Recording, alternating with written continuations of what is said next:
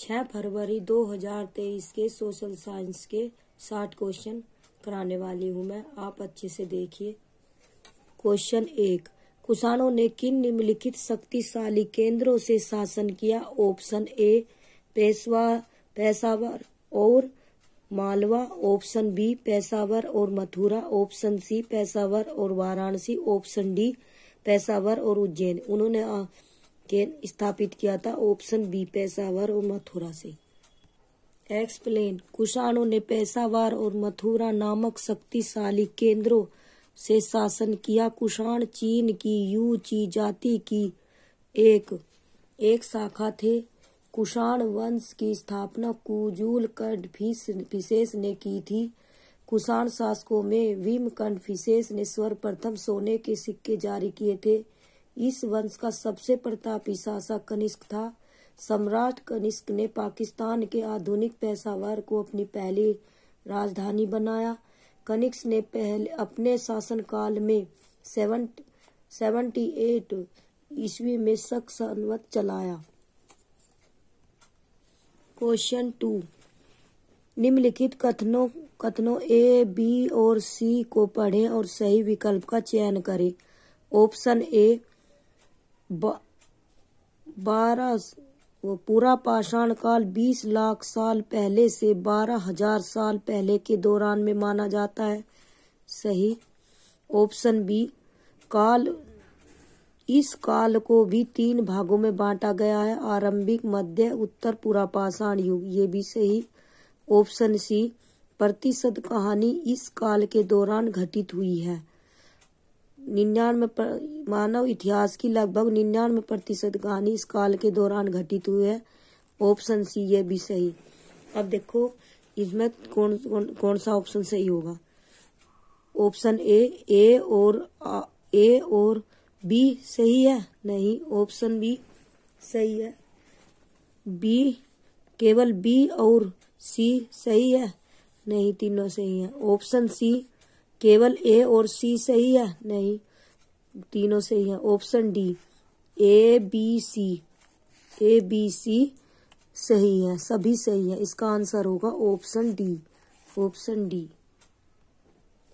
Question 3, कथनों ए तथा B को पढ़े तथा सही विकल्प का चुनाव करें। ऑप्शन ए, मनसब मुगलों द्वारा चलाई गई एक श्रेणी व्यवस्था थी जिसके जरिए पद, वेतन, सैन्य उत्तरदायित्व निर्धारित किए जाते थे। सही है। ऑप्शन बी, मनसबदारों की सैन्य उत्तरदायित्व का निर्धारण एक संख्या पर निर्भर था जिसे जात कहा जाता था। ये गलत है। इसका आंसर होगा ए सही और बी गलत। ऑप्शन ए सही है परंतु बी गलत है। इसका आंसर है ए। एक्सप्लेन, मनसबदारी व्यवस्था एक विशिष्ट प्रशासनिक व्यवस्था थी जिसका प्रचलन मुगल शासक अकबर ने सन 1575 ईस्वी में किया था। मनसब मुगलों द्वारा चलाई गई एक श्रेणी व्यवस्था थी जिसके जरिए पद, वेतन, सैन्य उत्तरदायित्व निर्धारित किए जाते थे। मनसब शब्द का अर्थ है श्रेणी अथवा पद। इस व्यवस्था के अंतर्गत 33 वर्ग थे। अकबर ने शासन के 40वें वर्ष जात एवं सवार जैसी दोहरी व्यवस्था लागू की थी। मनसबदारों की सैन्य उत्तरदायित्व का निर्धारण एक निर्दिष्ट संख्या में सवार या घुड़सवार बनाए रखने की आवश्यकता थी। क्वेश्चन 4, निम्नलिखित में से किस स्थान पर अशोक के अभिलेख ग्रीक और अरामाइक भाषाओं में पाया गया है? Option A Kandahar, option B Maski, option C Topra, option D Kalsi. इसका आंसर होगा ऑप्शन ए कंधार।